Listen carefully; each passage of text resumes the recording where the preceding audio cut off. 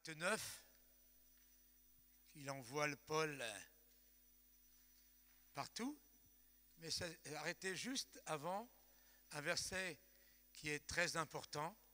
Je lui montrerai tout ce qu'il doit souffrir pour mon nom. Je suis toujours un peu étonné de ce qu'on zappe facilement dès que ça parle de souffrance. Mais c'est vrai que quand on s'est converti, on nous a dit « Convertis-toi, tu seras heureux ». Mais ce n'est pas vrai. On ne se convertit pas pour être heureux, on se convertit parce qu'on est perdu. Et on se convertit pour être sauvé. Et bien entendu, quand le Seigneur veut au travers de nous se servir de nous, nous les sauvés, on a plutôt une tendance à se sauver. Et au lieu d'être taillé, on a une tendance à se tailler, c'est-à-dire à s'en aller. Mais il ne faut pas zapper une partie de la parole de Dieu. Je n'arrête pas de dire que Dieu est amour, que Dieu est bon, que Dieu nous aime. Mais il y a des choses qu'on ne comprend pas toujours. Pourtant, elles concourent à notre bien. Et pour devenir une personne adulte et mature, il faut accepter que la souffrance fait partie de la vie. Amen. Dites-le, la souffrance de ma vie. Parce que de la vie, c'est encore... vous voyez ce que je veux dire? On va lire le chapitre 16 des Actes des Apôtres. Et on va se rendre compte que ce qu'il avait entendu dans le chapitre 9, c'était beaucoup plus que ce qu'il le pensait. Paul se rendit ensuite à Derbe, puis à Lystre, et il y trouva un disciple nommé Timothée. Sa mère était une croyante d'origine juive et son père était grec. Les frères de Lystre et d'Iconium disaient beaucoup de bien de lui. Paul désira le prendre avec lui. Il l'emmena donc et le fit circoncire par égard pour les Juifs qui habitaient dans ces régions et qui savaient tous que son père était grec. Dans toutes les villes où il passait, il communiquait aux frères les décisions prises par les apôtres et les responsables de l'église de Jérusalem en leur demandant de s'y conformer. Et les églises s'affermissaient dans la foi et voyaient augmenter chaque jour le nombre de leurs membres. Et on n'en est pas encore là. Ils traversèrent la Galatie, phrygienne, parce que le Saint-Esprit les avait empêchés d'annoncer la parole dans la province d'Asie. Parvenus près de la Mysie, ils se proposèrent d'aller en Bithynie, mais là encore l'Esprit de Jésus s'opposa à leur projet. Ils traversèrent donc la Mysie et descendirent au port de Troas. Là, Paul eut une vision au cours de la nuit. Un Macédonien se tenait devant lui en le suppliant « Viens en Macédoine et secours-nous ». À la suite de cette vision de Paul, nous avons aussitôt cherché à nous rendre en Macédoine, car nous avions la certitude que Dieu lui-même nous appelait à y prêcher la bonne nouvelle. Nous nous sommes embarqués à Troas et nous avons mis directement le cap sur l'île de Samothrace. Le lendemain, nous avons atteint Néapolis. De là, nous sommes allés près de la colonie romaine de Philippe, ville du premier district de Macédoine. Nous avons passé plusieurs jours dans cette ville. Le jour du sabbat, non ça on peut le passer, on peut arriver au verset 16. Un jour que nous rendions au lieu de prière, une esclave vint à notre rencontre. Elle avait en elle un esprit de divination ou de python, et ses prédictions procuraient de grands revenus à ses maîtres. Elle se mit à nous suivre, Paul et nous, en criant à tue-tête. Ces hommes-là sont les serviteurs du Dieu très haut. Ils viennent vous annoncer comment être sauvés. Elle fit cela pendant plusieurs jours de suite. À la fin, Paul, excédé, se retourna et dit à l'esprit « Je t'ordonne au nom de Jésus-Christ de sortir de cette femme. » À l'instant même, elle le quitta. Lorsque les maîtres de l'esclave s'aperçurent que leur espoir de gain s'était évanoui, Ils saisirent Paul et Silas et les traînèrent sur la grande place de la ville devant les autorités. Ils les présentèrent aux magistrats romains et portèrent plainte contre eux en ces termes. Ces gens sont des Juifs qui jettent le trouble dans notre ville. Ils cherchent à introduire ici des coutumes que nous, qui sommes romains, n'avons pas le droit d'accepter ni de pratiquer. La foule se souleva contre eux. Alors les magistrats les firent chercher, ôter leurs vêtements et ordonnèrent qu'on les batte à coups de bâton. On les roua de coups et on les jeta en prison. Le gardien reçut l'ordre de les surveiller de près. Pour se conformer à la consigne, il les enferma dans le cachot le plus reculé et les attacha les pieds dans des blocs de bois. Vers le milieu de la nuit, Paul et Silas priaient et chantaient les louanges de Dieu. Les autres prisonniers les entendaient. Tout à coup, un violent tremblement de terre secoua la prison jusque dans ses fondations. Toutes les portes s'ouvrirent à l'instant même et les chaînes de tous les prisonniers se détachèrent. Le gardien se réveilla en sursaut et vit les portes de la prison grandes ouvertes. Alors il tira son épée et allait se tuer, car il croyait que ses prisonniers s'étaient enfuis.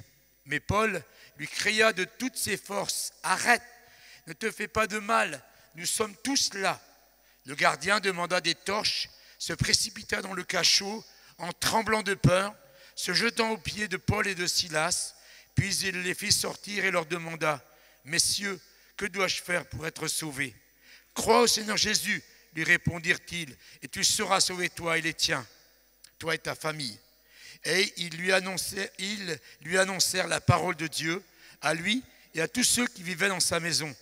À l'heure même, en pleine nuit, le gardien les prit avec lui, lava leurs blessures. Il fut baptisé aussitôt après, lui et tous les siens.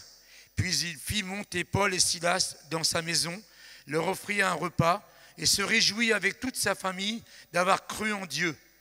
Quand il fit jour, les magistrats envoyèrent les huissiers de la prison pour faire dire au gardien, « Relâche ces hommes. » Celui-ci courut annoncer la nouvelle à Paul. « Les magistrats m'ont donné ordre de vous remettre en liberté. Vous pouvez donc sortir maintenant et aller en paix. » Mais Paul dit aux huissiers, « Comment ? Ils nous ont fait fouetter en public, sans jugement régulier, alors que nous sommes citoyens romains. Puis ils nous ont jetés en prison. Et maintenant, ils voudraient se débarrasser de nous en cachette. Il n'en est pas question. Qu'ils viennent eux-mêmes nous remettre en liberté. » Les huissiers rapportèrent ces paroles aux magistrats. Ceux-ci, en apprenant qu'ils avaient affaire à des citoyens romains, furent pris de peur. Ils vinrent en personne leur présenter des excuses, leur rendirent la liberté et leur demandèrent de bien vouloir quitter la ville. À la sortie de prison, Paul et Silas se rendirent chez Lydie, où ils trouvèrent tous les frères et ils les encouragèrent, puis ils reprirent leur route. C'est un petit peu long, mais c'est important de comprendre que quand le Saint-Esprit nous conduit, il ne nous conduit pas forcément dans les verts pâturages. Même si dans le psaume 23, il est écrit « L'Éternel est mon berger, il me conduit dans les verts pâturages. » Moi, je pense que les verts pâturages, ça sera là-haut. Pour l'instant, ce n'est pas si évident que ça. Moi, j'ai eu un grave problème avec la souffrance parce que j'étais un enfant battu. Et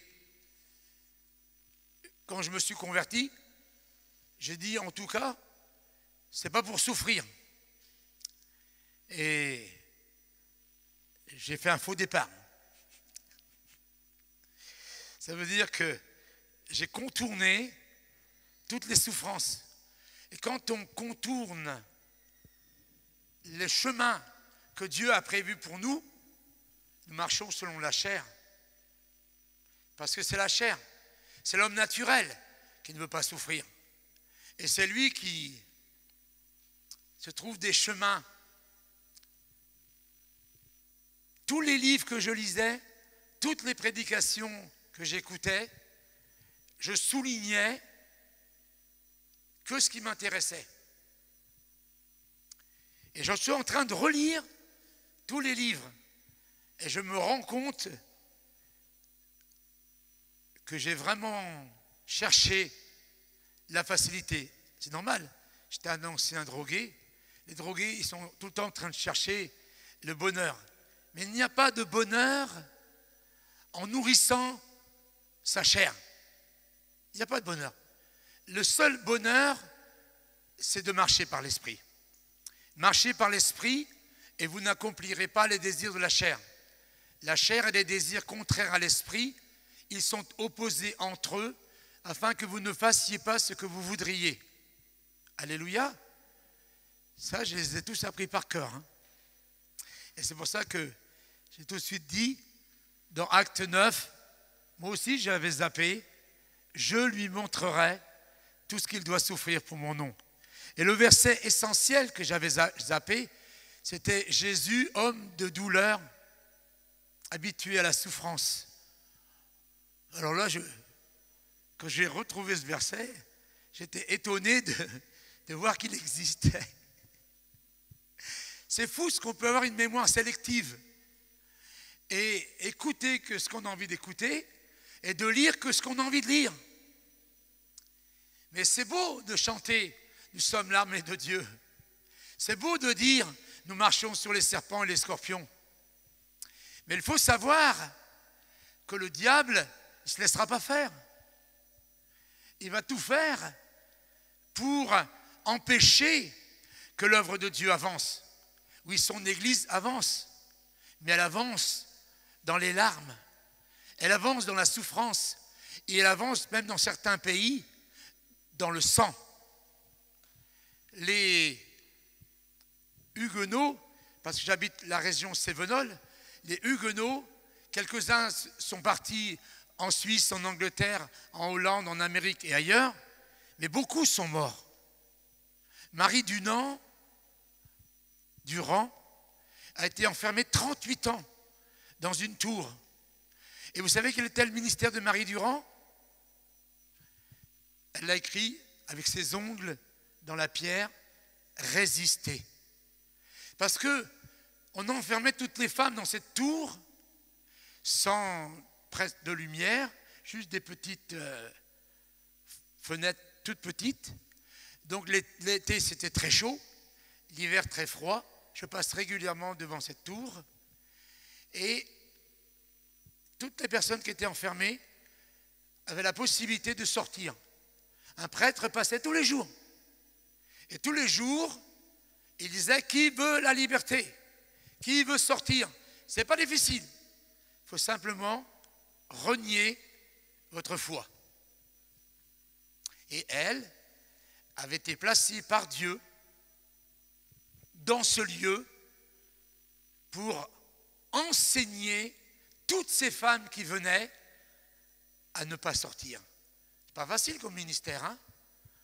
Il y en a un paquet qui lui ont dit certainement on va sortir, on va renier notre foi, puis une fois dehors, hein, on va demander pardon au Seigneur. Il y a plein de chrétiens qui sont comme ça. Je vais passer l'obstacle, je vais juste demander pardon au Seigneur, il me pardonnera parce que la Bible dit qu'il me pardonne de tous mes péchés. Donc, je peux mentir, tricher, voler, je peux tout faire parce que j'ai qu'à demander pardon une fois que tout va bien. Oui, faites-le. Oui, le sang de Jésus vous lavera et vous purifiera. Mais oui, vous resterez toujours un chrétien charnel. Toujours un petit bébé. Pour devenir un adulte spirituel, il faut accepter le chemin de Dieu. Un enfant normal qui n'a pas de fessée, voyez, aujourd'hui je sais que c'est un scandale de mettre une fessée, mais un enfant qui n'est pas corrigé va devenir un adulte empoisonnant. Et plus tard, il deviendra un vieux, c'est-à-dire un bébé ridé. Vous avez déjà vu les bébés ridés? Ils sont dans les bistrots, allez les voir là-bas. Ils refont le monde tous les jours. Ils jouent aux cartes, ils jouent au domino, et ils boivent un coup, et ils disent, moi, si j'étais président, ils rentrent à la maison, ils sont à moitié sous, ils engueulent leur femme. Pendant un temps, je me demandais pourquoi les maris partaient faire du vélo le week-end et n'étaient jamais à la maison, ils allaient à la chasse, à la pêche et tout. Mais maintenant, je crois que les femmes sont contentes de se débarrasser de leur mari, parce que s'ils rentrent que pour avoir un esprit de dispute, c'est pas facile. Mais les bébés spirituels, ils sont toujours dans la dispute, tout le temps. Vous voulez savoir le degré de maturité que vous avez? Écoutez-vous. Branchez votre oreille sur votre bouche pendant une semaine et notez tout ce que vous dites. Vous allez voir si vous êtes un adulte, si vous êtes un adolescent ou un bébé. D'accord? Donc là, ils sont conduits à partir, mais il y a des gens qui attendent que le Saint-Esprit leur dise tout. Quand le Saint-Esprit m'aura dit ce que je dois faire, je le ferai. Non. Il faut déjà commencer à faire ce qu'on sait faire. On a parlé de multiplier par 2. Hein? Moi, je crois une centaine d'églises de maison, enfin de réunions de maison, parce que l'église est ici, vous voyez, c'est pour la semaine. Mais si tout le monde dise, Seigneur, je te remercie parce que tu vas toucher le cœur de ceux qui sont dans l'église. Non. Les prières ne s'adressent pas aux autres. C'est à vous. D'accord? À chaque fois que vous priez, il faut dire quelque chose. C'est Seigneur, qu'est-ce que tu veux que je fasse pour exaucer cette prière? Moi, j'aimerais que tous les gens qui prient à table et qui disent Seigneur, bénis les pays pauvres, soit ils arrêtent d'être des hypocrites, soit ils fassent une collecte à la fin du repas. Parce que bénis les pauvres, c'est facile. Mais qu'est-ce que tu fais, toi, pour les pauvres? Voyez, à chaque fois qu'on prie, il faut demander Seigneur, quelle est la partie de la prière que tu veux exaucer au travers de moi? Amen. Je travaille bien pour les pasteurs, hein? C'est bon. Ils traversèrent la Galatie phrygienne et le Saint-Esprit les empêcha d'annoncer la parole de Dieu dans la province d'Asie. C'est pas facile de marcher par la foi. Parce que on ne connaît pas la volonté de Dieu. On ne la comprend pas. Mais c'est en marchant qu'il nous la donne. Si tu fais rien, si tu restes assis, tu ne connaîtras jamais la volonté de Dieu. Et tu arriveras à la fin de ta vie en disant « Ah ben le Seigneur, moi il ne me parle pas ». Le Seigneur parle pendant la marche. Le Seigneur parle quand tu fais quelque chose. Amen. À l'école biblique, on nous a appris quelque chose le matin et l'après-midi, on devait le mettre en pratique. Et c'est comme ça qu'on a appris à écouter et à entendre la voix de Dieu. Dans une école biblique, il ne se passe pas grand-chose. Si c'est seulement des cours et des cours et des cours et des cours.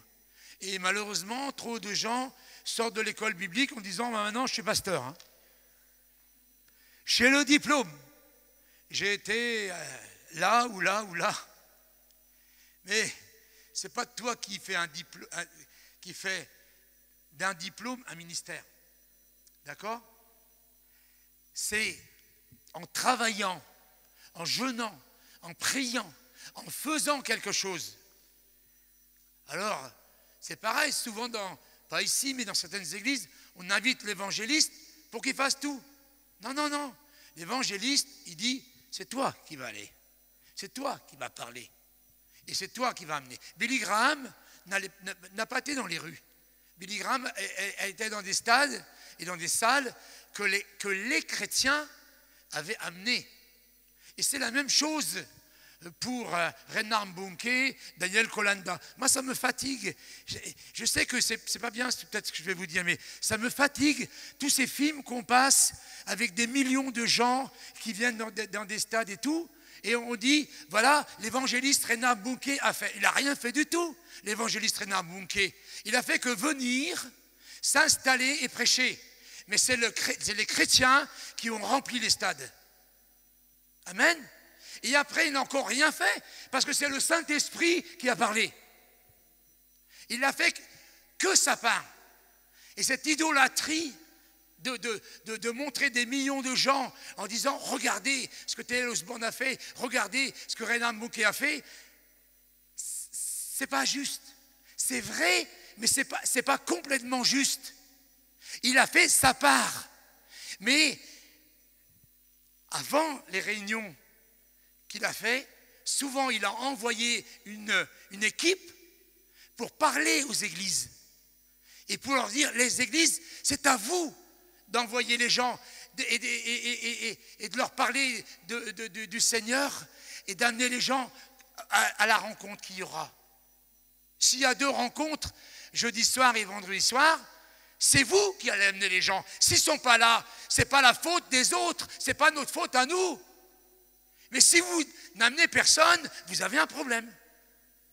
Parce que si dans l'année, vous ne connaissez personne à amener, il y a quelque chose qui ne colle pas. Et si vous le faites cette année comme ça, ce n'est pas grave. Si vous l'avez fait l'année dernière comme ça, ce n'est pas grave. Mais si vous passez 40 ans dans cette église et pendant 40 ans, vous n'amenez personne, vous avez un vrai problème. Et moi, ce que j'aimerais, c'est que vous vous responsabilisiez. Parce que pour devenir un adulte, c'est quelqu'un de responsable. Et la seule chose que vous devez faire, c'est dire, Seigneur, montre-moi qui je dois amener jeudi soir et vendredi soir. Amen. Si vous dites, Seigneur, je te prie pour que le pasteur, qui connaît beaucoup de monde, remplisse la salle. Mais je vais vous dire, moi personnellement, j'en ai absolument rien à faire qu'il y ait 1 million de personnes ou qu'il y ait 1 personne. Je prêche de la même manière. Il faut demander à ma femme partout qu'il y ait 1 personne ou qu'il y en ait plein dans des églises. J'ai des grandes églises qui s'ouvrent, mais des fois, dans des endroits, j'ai eu 1, 2, 3 personnes. Je prêche exactement de la même manière. Ce matin, j'ai remarqué qu'il y avait beaucoup de chaises de livres, mais je prêche, je vous parle comme si la salle était pleine, comme s'il y avait même du monde dehors. Voyez? Parce que Dieu ne parle pas aux chaises, c'est à vous qu'il parle. Vous devez vous responsabiliser. Vous devez faire votre part de l'évangélisation. Amen. Le Saint-Esprit ne leur permit pas. Après, parvenu près de la Mysie, se proposait d'aller en Bithynie, mais là encore, l'Esprit de Jésus s'opposa à leur projet. Vous voyez, il y a des gens qui disent, oui, mais je ne suis pas évangéliste, la preuve, je n'ai pas de fruits. Mais on ne te demande pas d'être évangéliste, on te demande d'être témoin. Témoin. Amen. À Clermont-Ferrand, ma femme allait à la sortie des écoles pour aller chercher nos enfants et elle avait le contact facile, parce qu'elle donc à l'Armée du Salut, elle chantait dans les rues, avec toutes les mères, vous voyez, qui venaient chercher les enfants. Et elle distribuait mon bouquin. Attention, quand je dis distribuer, ce n'est pas un tract. Si vous distribuez les livres comme des tracts, ça va nous coûter très cher. D'accord? Sachez que c'est un pouvoir d'achat. Les livres, c'est pour donner à des contacts. D'accord? Ou si quelqu'un vous dit, j'ai un fils qui se drogue, ou j'ai un enfant qui est ceci, vous voyez? C'est ça, c'est un placement. Donc, elle a donné un livre à une femme portugaise. Et cette femme portugaise avait une autre amie qui était à la sortie des écoles, qui était espagnole du Sud complet. Et je ne sais pas si c'est le même livre qu'elle a reçu ou si c'est ma femme qui en a donné un deuxième, mais le livre a été dans les familles.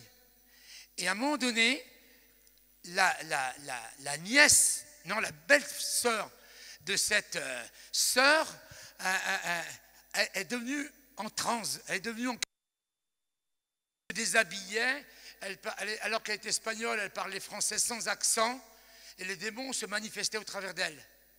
Et elle a appelé l'évêché, elle leur a dit, est-ce que vous pouvez nous envoyer un exorciste? Et ils ont dit non, on n'a personne. Alors elle a pris le bottin de téléphone, elle a regardé, et elle a trouvé Jean-Michel Panier. Et elle s'est rappelée du livre Fini la galère. Et elle nous a appelés. On est arrivé, on n'a pu rien faire la première fois, parce que cette jeune femme avait un secret. Et tant qu'il y a des secrets, à moins que Dieu nous donne les secrets, on ne peut rien faire. Elle s'est retrouvée à l'asile psychiatrique, et ils ont dit à son mari, elle est dans une chambre capitonnée, elle est absolument irrécupérable, monsieur Sanchez, vous pouvez divorcer. C'est fini pour cette femme. Et c'était pour nous comme un échec. Mais en plus, on l'avait tenue, elle avait des bleus, ça, on a eu peur que ça aille plus loin, vous voyez, qu'ils appellent la police et puis qu'ils disent une femme maltraitée. Non, ça s'est bien passé comme ça. Mais alors, ce qui s'est passé, c'est que son mari, qui la tenait, quand elle était en crise, il s'est converti en la tenant. Et son mari a été délivré du tabac et a été rempli du Saint-Esprit et a parlé en langue pendant l'exorcisme. Vous vous rendez compte? On aurait pu dire, on a échoué par rapport à cette fille. Mais pas du tout. L'œuvre de Dieu se fait comme Dieu veut. Amen. Et le dimanche d'après, cet homme, il est venu à l'église. J'ai eu une pensée, j'ai une direction de Dieu, j'ai une prophétie. Je lui ai imposé les mains, je lui ai fait l'onction d'huile. Et une semaine après, c'est un miracle, c'est un prodige. Elle est sortie totalement délivrée. Mais ce n'est pas grâce à moi, hein, vous voyez? Parce que moi, j'ai été absolument incapable de l'aider. Mais Dieu avait une façon différente de faire. Alléluia. C'est pour ça que je vous le dis, et je vous le dirai tous les jours, n'abandonnez jamais. Dès que vous pensez que vous avez échoué, vous voyez, le diable applaudit. Mais il faut dire au diable, non, non, non. Il y a un seul perdant. Un seul, c'est toi.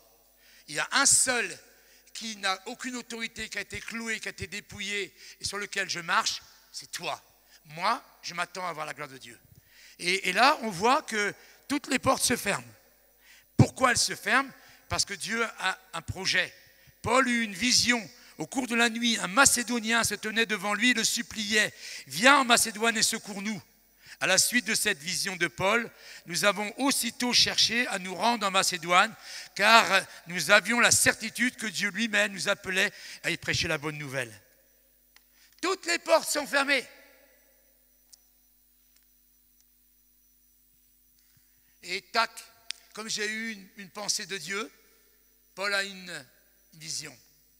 Ce que je voudrais vous dire, c'est que quand vous ne comprenez rien, que vous travaillez, dites Seigneur, qu'est-ce que tu veux nous dire? Pas me dire, mais nous dire. Parce qu'il peut prendre quelqu'un d'autre. Voyez? Alléluia. Une chose que j'ai oublié de vous dire, c'est que j'ai lu le début du chapitre parce que c'était un peu comme la formation de Timothée. Est-ce que vous avez réalisé que Paul, juste avant, il était passé chez Timothée et qu'il l'emmenait avec lui? Timothée, ce jeune homme, d'un seul coup, se trouve confronté tout de suite à un monde de ténèbres. Vous vous rendez compte? Le petit Timothée, il est tout de suite mis dans le bain de l'œuvre de Dieu. Et moi, je rends grâce à Dieu de ce que Jean-Louis, tout de suite, nous a mis dans le bain et nous a appris vraiment à ne pas avoir peur des démons et à guérir les malades et toutes ces choses-là. Je me suis converti en 72, en 76, où j'ai rencontré Jackie. J'étais déjà dans l'œuvre de Dieu. Vous vous rendez compte? J'avais 25 ans. Je sortais de la drogue, je n'étais pas encore totalement libéré. Alors qu'il y en a qui vont vous dire qu'il faut être 3 fois saint pour commencer à oser prêcher l'évangile. Moi, j'avais encore des démons. Et je prêchais l'évangile. Et je guérissais les malades. Et les démons étaient chassés. Et j'étais dans un endroit, invité par un pasteur, j'ai fait un stage. Et il m'a mis dehors. Pas que j'ai péché. Pendant 12 ans, j'ai cru qu'il m'a mis dehors parce que j'avais péché. Il m'a mis dehors parce que lui, il avait peur des démons. Moi, je n'ai pas peur des démons. Vous voyez, dès que j'en vois un, je lui dis, toi. Vous savez, au début, ils font la superbe. C'est moi, je suis ici. Puis à la fin, ils font, s'il vous plaît, laissez-moi, je ne veux pas partir. Je n'ai pas peur de ces démons. Vous voyez. Et lui, il m'a mis dehors, en plein réveil, sur une année. Entre 25 et 26 ans, j'ai mis le feu dans une région, quelque part, où je ne vous dirai pas où, parce que je ne veux pas qu'on sache qui est ce merveilleux serviteur de Dieu qui m'a mis à la porte. Il a eu peur. Il a eu peur de ma fougue. Il a eu peur de ma jeunesse. Il a eu peur de la gloire de Dieu. Donc, quand j'étais mis dehors, je ne comprenais plus rien. Jean-Louis, heureusement, il nous a dit, c'est pas contre toi qu'il en a, c'est contre moi. Mais pendant 12 ans, j'ai traîné un poids. Et ce que je voudrais vous dire, c'est que dès que vous acceptez et que vous décidez de marcher dans les voies de Dieu et de faire l'œuvre de Dieu, vous allez être assaillis par des démons qui veulent absolument vous empêcher de continuer. Et qui vont vous dire, mais ce n'est pas ton travail. Tu t'es trompé de chemin. Vous voyez? Je rends grâce à Dieu. Si je suis encore là aujourd'hui, c'est vraiment pas grâce à certaines personnes. Parce que je vous ai déjà dit, dès que je me suis converti, la première chose que j'ai entendue à ma conversion, c'est quand j'ai dit, je vais devenir serviteur de Dieu, j'ai entendu la voix de Dieu, j'ai entendu impossible. Depuis ma conversion, depuis le premier jour où j'ai accepté Jésus, je ne peux pas dire que je suis là parce que les gens ont mis leur confiance en moi. Donc ça veut dire qu'il faut accepter aussi de marcher un peu dans la solitude et d'accepter de ne pas toujours avoir l'appréciation de certaines personnes. Pas qu'elles sont mauvaises, ce sont des gens très bien, mais ils ont une façon de faire différente. Ils n'ont jamais vu. Et dès qu'ils voient quelque chose qui dépasse leur façon de penser, ils sont inquiets. Il faut juste prier pour eux, les bénir et les pardonner. N'acceptez pas d'avoir un fardeau ou un différend entre quelqu'un qui n'a pas été juste envers vous, qui au lieu de vous reconnaître, vous a chassé. Amen. Acceptez que ce qui est important, c'est que Dieu vous reconnaît, que Dieu vous accepte et que Dieu vous enverra. Amen. Ça ne veut pas dire qu'il faut dire à tous ceux qui nous dirigent, écoute, tu n'as rien compris. Attention, je ne suis pas en train de prêcher sur la rébellion, hein. Mais ça veut dire qu'il faut accepter qu'on peut avoir reçu. Vous savez, tout à l'heure, il m'a demandé Jackie, il m'a pris au dépourvu, je ne savais pas. C'est la première fois depuis plusieurs années c'est la première fois que je parle de cette pensée que j'ai reçue, qui a été confirmée par d'autres, et je l'ai même sur mon téléphone portable, je pourrais le faire écouter à n'importe qui, d'hommes de Dieu qui marchent et qui ont du succès, que j'allais un jour prier pour les paralytiques qui allaient sortir des chaises roulantes. Et je sais pourquoi ça ne s'est pas encore arrivé. Parce que si ça m'était arrivé il y a 5 ans encore en arrière, je me serais attribué la gloire. Je n'aurais pas eu la force de rester à ma place. Mais maintenant, il peut m'arriver n'importe quoi, je sais qui je suis. Et je sais que le seul qui est capable, c'est le Seigneur. Mais ce n'est pas je le sais dans ma tête, parce qu'il y a longtemps que dans ma tête, je le sais. Je le sais dans mon cœur. Je le sais dans mon cœur parce que Dieu m'a brisé pour m'amener à. Et c'est pour ça que Timothée, c'était bien qu'il vienne avec Paul pour voir que le ministère, c'est pas ce que la plupart des gens pensent. Quand les gens ils pensent à Osborne, ou quand ils pensent à Billy Graham, ou quand ils pensent à Reinhard Bonnke ou à Daniel Kolenda, voilà, le film qu'on nous a fait, ils pensent qu'il y a des personnes qui sont sur des estrades et qui ont des millions de personnes devant eux, et puis qui disent au nom de Jésus, démon, je vous lis. D'un seul coup, dans l'auditoire, il y a plein de gens qui commencent à faire ça. On s'est fait un film. Mais la réalité, c'est pas ça. C'est peu que ça arrive. Je n'ai pas dit ça. Mais si ça arrive, ça mettra un certain temps. Et en plus, des gens comme Daniel Kolenda, qui sont jeunes, ont 5 générations de pasteurs.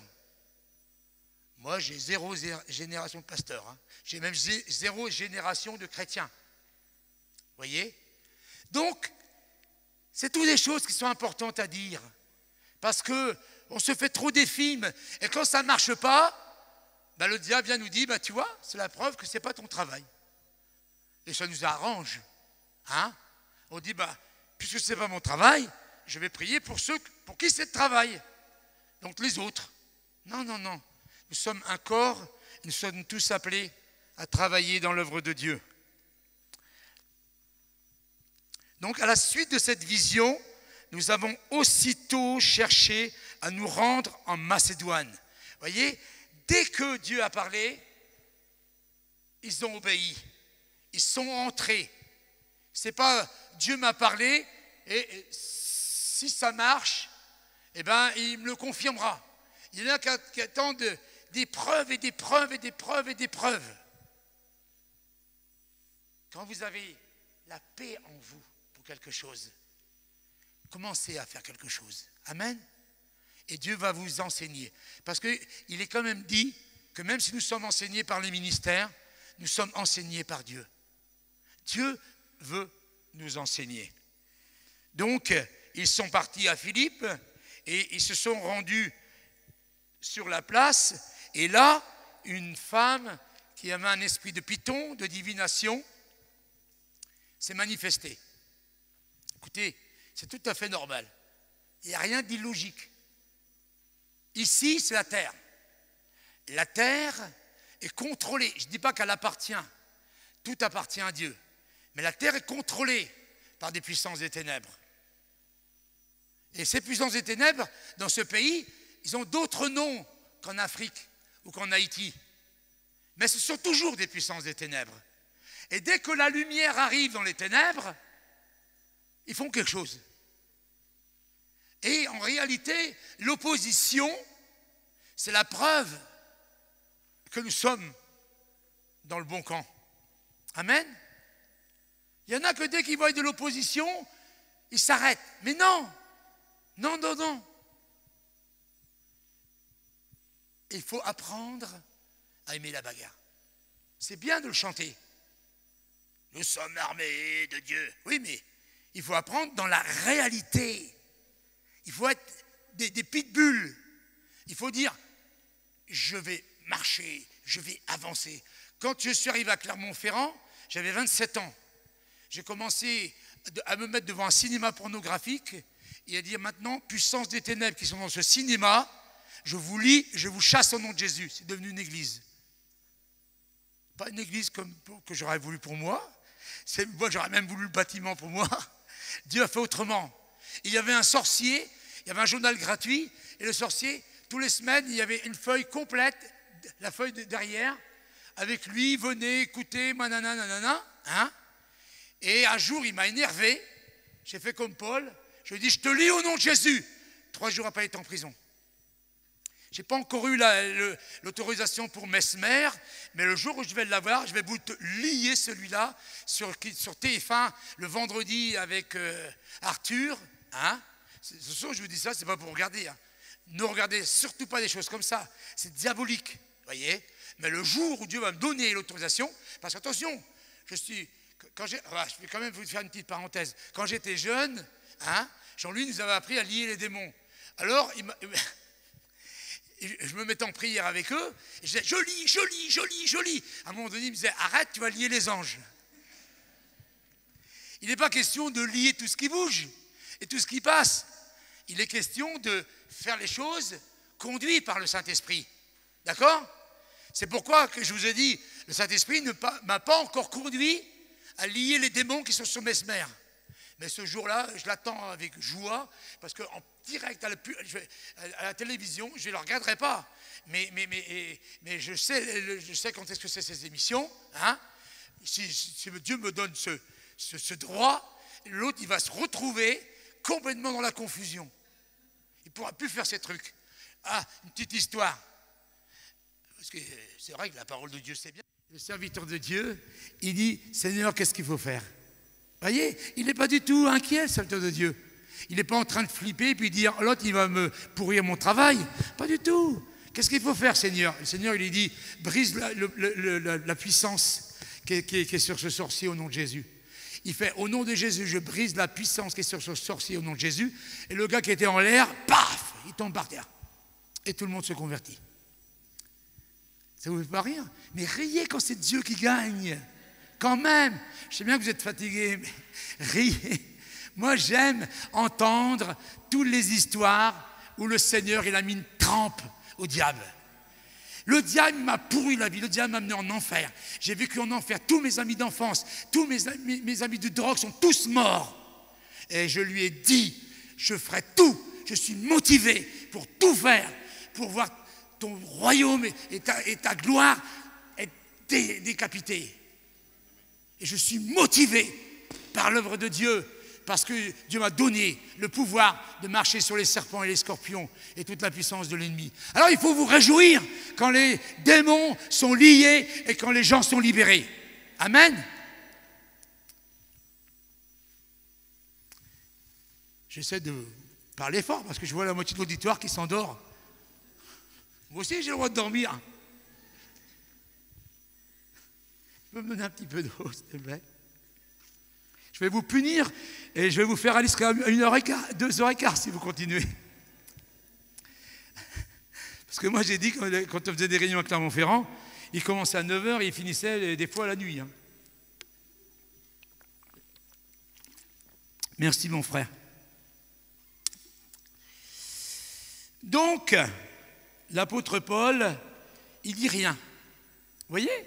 Comme moi pour Mesmer, tant que tu n'as pas le feu vert, c'est pas la peine de jouer les toréadors. Hein. Toréador, vous savez ce que c'est, hein? C'est un arène et des taureaux, et l'autre avec sa cape rouge et ses trucs. Alors lui, tous les spectateurs sont là pour faire « Olé !» Vous voyez? Mais nous, non. Nous sommes conduits par le Saint-Esprit, nous sommes remplis du Saint-Esprit, nous écoutons la voix du Saint-Esprit et nous ne faisons que ce que le Saint-Esprit nous demande de faire. Amen. En tout cas, si vous retenez rien d'autre, retenez au moins ce que je vous aurais dit cette semaine, que ce n'est pas vous, mais c'est lui en vous. Amen. Toujours. Tu es d'accord, mon ami Chapeau? Mais plusieurs jours après, il est dit que Paul excédait à chasser le démon.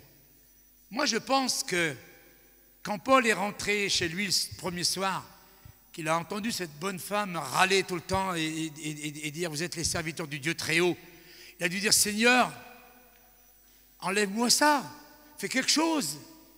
Parce qu'il savait très bien que le moment où il allait expulser le démon, il allait avoir des problèmes. Ah oui, parce qu'elle faisait gagner du pognon. Les gens qui travaillent avec des démons font gagner du pognon. Vous voyez? Et si vous croyez que Paul était meilleur que vous, vous vous trompez. C'était un homme de la même nature que vous, comme Élie. Il avait déjà eu des disputes, il s'était déjà frité avec des gens. Et il n'avait pas envie de passer toute sa vie avec des problèmes. Et donc, il a attendu, il a été patient. Mais ça, la patience, c'est ça. Ça vient à force d'avoir eu beaucoup de problèmes. On est beaucoup plus patient à mon âge que quand on est jeune, parce qu'on a tellement eu de problèmes avec tout le monde et avec plein de choses, que ça devient naturel d'être patient, parce qu'on n'a pas envie de se lancer dans des entreprises trop difficiles. Mais à un moment donné, l'Esprit de Dieu le saisit et chasse le démon. Et ce qui devait arriver arriva. Les propriétaires menteurs comme des arracheurs de dents, le livre au magistrat, et la foule était prête de le lapider. Ce n'était pas la première fois. Lisez les Actes des Apôtres, souvent c'est arrivé que Paul a failli. Il a même été caillassé à un moment donné, il a été laissé pour mort. Ah, c'est pour ça que les gens ne veulent pas évangéliser, parce qu'ils ont peur des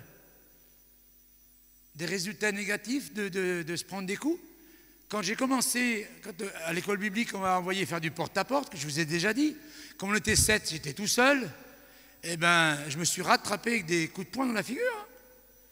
Et tous mes tracts balancés par la fenêtre, et dans la rue, la personne hurlait « Ouais, on n'est jamais dans cette rue !» Comme si cette rue appartenait au diable. Et là, j'étais gamin, hein, j'avais 24 ans, 23 ans. Je suis parti comme un péteux. J'étais même prêt à obéir au diable à parvenir dans cette rue. Heureusement que l'Esprit de Dieu, il est pas pareil. Hein. Il ne faut pas croire. Hein. C'est pas facile de faire du porte-à-porte. C'est pas facile de prêcher dans les rues. Mais chaque fois que j'ai remporté des victoires, j'ai grandi. Alléluia. Et Timothée, quand il a vu Paul, le courage de Paul, on devient comme nos mentors, comme disent les Américains. Prenez des mentors courageux. Prenez des mentors qui aiment le Seigneur, qui vont jusqu'au bout des choses. Prenez pas des gens qui vous font des prédications à vous faire dormir à chaque prédication et qui ne mettent jamais rien en pratique, où il ne se passe jamais rien. Amen. Oh, je n'ai même pas d'amen. Même si ce qui se passe, on n'a pas envie de le voir. Parce que derrière, il y a toujours quelque chose. Alléluia. Le diable, il fait toujours son malin. Hein. C'est comme si vous allez dans une rivière vaseuse et que vous attrapez des crabes. Hein. Il y a toujours un nuage de fumée. Hein. Vous voyez, ce que je veux dire, de poussière. Hein. La première chose que tu vois, quand tu décides de marcher avec le Seigneur, à ce coup, tu es regonflé, tu dis « Ah ben je vais inviter à la réunion », et puis paf, tu te ramasses un coup derrière la tête, pas physique, mais mental, hein. C'est là qu'il faut continuer. C'est pour ça que je dis toujours « N'abandonnez jamais, n'abandonnez jamais ». Voyez. Et moi, j'ai 67 ans, je pourrais m'arrêter, mais je n'ai jamais été aussi en forme que maintenant. Et je n'ai jamais dit au diable autant que maintenant, attention, j'arrive. C'est toi qui vas reculer. Quand Dieu va me parler, quand Dieu va m'envoyer. Alléluia. Tout le monde disait, tu verras, tu vas toucher une bonne retraite. J'ai travaillé 50 ans. Écoutez bien, 50 ans. Pour le Seigneur, hein. Ce n'est pas pour les hommes. J'ai 500 € de retraite. Alléluia. Alors les premiers jours, ce n'était pas Alléluia. Hein. C'était, oh les enfoirés. Ils donnent plus aux étrangers qu'à moi. Alors que, en sauvant des âmes, en guérissant des malades, je fais du bien à mon pays. 500 €. Même ma femme, un peu plus que moi, alors qu'elle est suisse, elle n'est même pas française. J'étais humilié. J'étais mal. Puis après, je me suis dit, mais non, de toute façon, ça fait 500 € de plus. Et maintenant, mes voitures, je les paye avec les 500 € qu'on me donne tous les mois. C'est tout à fait normal. Les premières impressions, les premières paroles que tu entends, t'en prends plein la patate. Mais qu'est-ce que tu fais après? Et Jean-Luc Jallet nous disait toujours, le champion du monde de boxe, c'est pas forcément un type qui est meilleur que les autres, c'est un type qui est plus persévérant. Mais vous croyez qu'un champion du monde de boxe, il n'en prend pas plein la figure? Si. D'ailleurs, si vous les voyez, à la fin de leur vie, ils ont le cerveau à moitié fracassé, tellement ils en ont pris. Mais ils se sont toujours relevés. Et c'est ça que je voudrais vous laisser cette semaine, c'est la niaque. Vous comprenez? La niaque. Ayez de la niaque, ayez de la persévérance. Et chaque fois qu'il vous arrive une tuile, chaque fois qu'il vous arrive un problème, relevez-vous. Et puis dites, je suis là pour obéir au Saint-Esprit. Je ne suis pas là pour pleurer, je ne suis pas là pour me regarder. Et l'apôtre Paul, avec ce qu'il a fait, il s'est retrouvé en prison, battu, avec des fers aux pieds.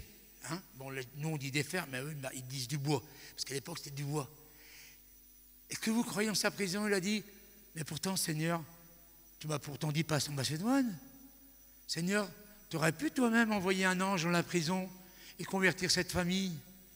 Rien après, une fois qu'il est sorti. Pas du tout.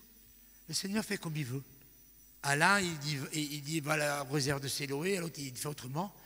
Il a des plans parfaits. Il a besoin de toi pour accomplir ses plans. Parce qu'il habite en toi. Et il y a des personnes que personne d'autre que toi ne peut toucher. Il fallait que Paul arrive dans cette prison pour que le Macédonien qu'il avait vu en vision se convertisse avec toute sa famille. Mais si on vous disait, écoute mon ami, tu vas avoir tant de conversions, tu vas monter une église, tu vas faire une église maison, dans la semaine, tu vas faire ceci, tu vas faire cela, et qu'on ne vous dit pas que ça ne se fait pas comme ça, ça c'est, hein, vous savez, c'est Mimimati qui fait ça. Mais nous, on y laisse notre peau. Mais ce qu'il faut voir, et c'est pour ça que je suis là, c'est que on pourrait dire, mais celui qui en a pris plein la patate, à la fin de sa vie, doit être complètement rétamé. Mais moi, j'ai l'impression que c'est le contraire. Je pète le feu, je suis enthousiaste, plus que je n'ai jamais été enthousiaste. Plus les années passent, plus j'ai envie d'aller au taf. Et la retraite sera là-haut. Parce que le monde part en enfer. Il y a 6 milliards de gens. Il ne faut pas se raconter d'histoire. Il y a 6 milliards de personnes qui vont en enfer. Et je sais que le diable vient dans votre tête vous dire « Oui, mais Dieu trouvera une autre occasion de les toucher. Ils seront peut-être sauvés d'après la loi parce qu'ils n'ont jamais entendu l'évangile. » Le diable, il vient nous endormir. Mais nous ne devons pas nous endormir. Il y a 6 milliards de gens qui vont en enfer. Les pompiers, quand on les appelle et qu'on dit il y a un feu, hein, ils ne se disent pas c'est pas grave, ils y vont. Et quand vous avez entendu l'histoire qui s'est passée tous ces derniers mois, une personne entend un appel au secours et qu'elle ne fait rien, la personne est morte. Ça s'appelle un crime. Et écoutez-moi bien, je vais pousser le bouchon à l'extrême, pas pour vous faire de la peine, mais nous sommes des criminels en puissance si nous ne faisons pas notre travail pour que les gens soient sauvés. Il n'y a pas beaucoup d'amen. Hein. Ça, c'est le bouchon que pousse l'évangéliste. Mais c'est vrai. C'est vrai. Et si vous faites votre travail, peut-être que vous direz, mais je n'ai pas vu beaucoup de fruits. Ne vous inquiétez pas quand vous arriverez au ciel. Les gens viendront vous voir, ils te diront, tu sais, tu as parlé à telle personne, qui a parlé à telle personne, qui a parlé à telle personne, et finalement, telle personne m'a parlé et j'ai accepté Jésus. Alléluia. Écoutez-moi bien, si vous lisez mon livre, la première personne qui m'a parlé de Jésus, la première personne qui m'a hébergé d'abord, c'est au Pakistan, c'est un pasteur pakistanais, et la première personne, donc ce n'est pas un pasteur, c'était dans le train entre Zagreb et Trieste. Elle était dans mon wagon, et elle m'a parlé de Jésus.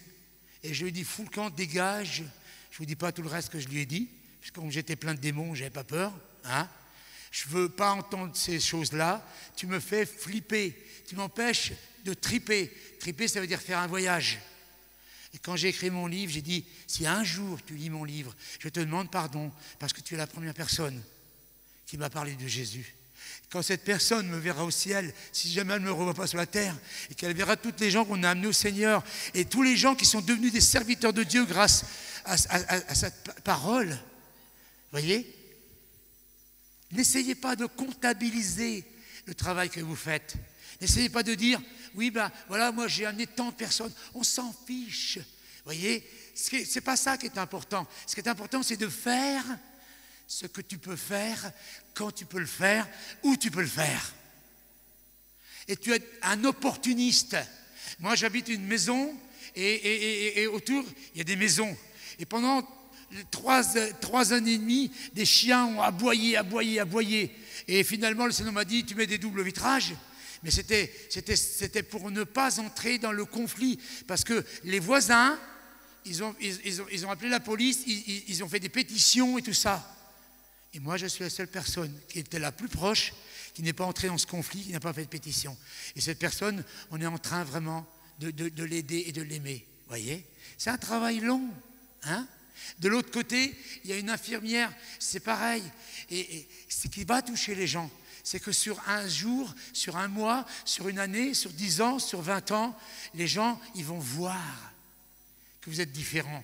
Comme je l'ai expliqué, mon ami Cornel, qui avait une espèce de sorcière à côté de chez lui, et qui à chaque culte venait chez eux pour vociférer, quand elle était aux portes de la mort, elle a dit, vous êtes des gens gentils, je ne connais personne, je vous donne tous mes terres, et je vous donne ma maison, si vous venez avec moi chez le notaire.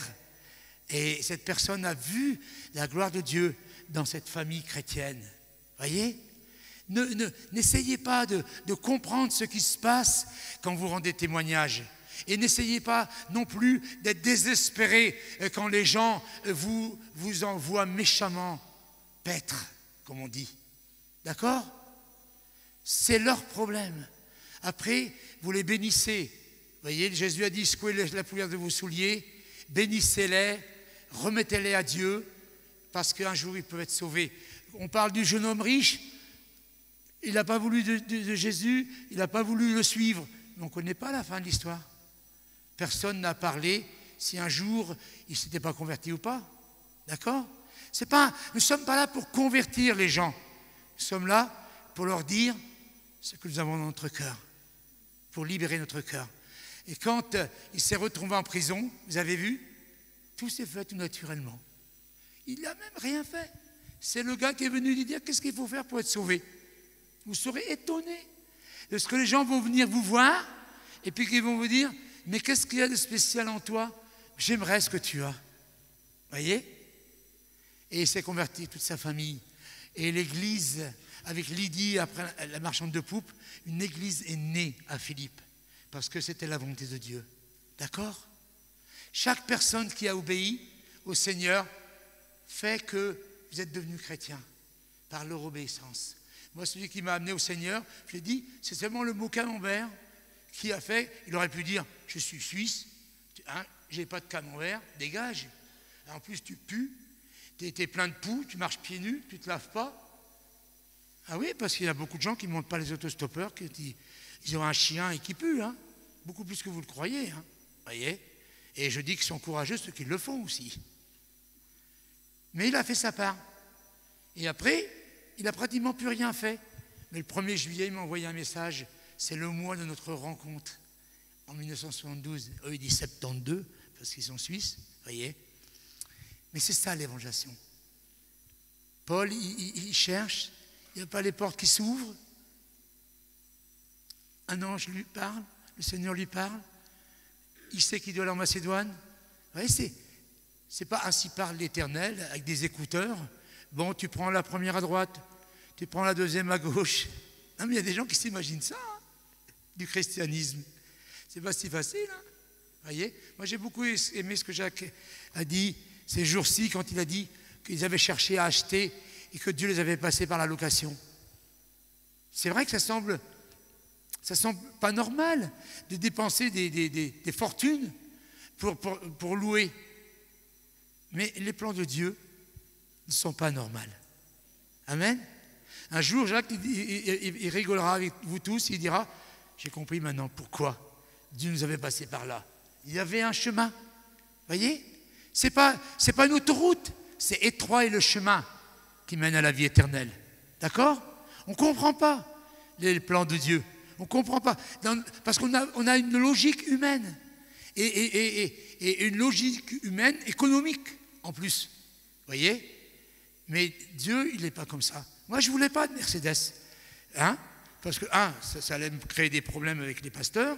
Et puis deux, parce qu'on m'avait dit les réparations sont chères. Ce qui est un mensonge parce qu'il n'y a pas de réparation. J'ai laissé mes Mercedes, je les donne toutes quand j'en veux plus, avec jamais de roulement changé, jamais de cardan changé, jamais rien. Tout d'origine. Vous voyez? Et je ne les donne pas à 10 000 km, hein. Je les donne à 500 000 km. voyez? Et les gens font encore 200, 300, 400 000 avec. Et ils sont très contents de les avoir eus, voyez? Mais dans ma logique, je ne voulais pas de maison parce que moi, je voulais mettre mon doigt sur le bord de la route. C'est-à-dire que dès qu'on m'embête quelque part, je me casse, voyez? Je ne voulais pas de grosse voiture parce que je ne voulais pas de problème avec les gens, etc., etc. J'étais un grand trouillard. Et c'est Dieu qui m'a parlé à chaque fois.